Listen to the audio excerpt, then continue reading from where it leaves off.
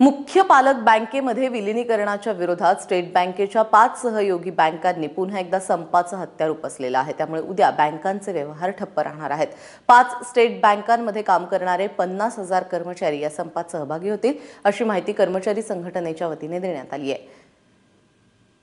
13 तारखेला 27 राष्ट्रीयकृत बँका, 8 विदेशी बँका, 16 खासगी बँकांचे कर्मचारी आणि अधिकारी संपात सहभागी होणार आहेत। त्यामुळे मोठी अडचण यामुळे वाढू शकते।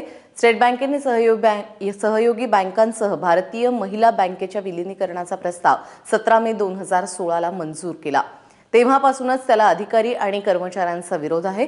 प्रमुख स्टेट बँकेच्या State Bank of Hyderabad, State Bank of Bikaner and Jaipur, State Bank of Patiala, State Bank of Travancore, State Bank of Mysore या 5 सहयोगी बँका आहेत। त्यामुळे संपाला मोठी साथ मिळणार आहे आणि याचा मोठा परिणाम पाहायला मिळू शकेल। त्यामुळे 12 आणि 13 या दोनही दिवशी बँकांचे व्यवहार बंद राहतील।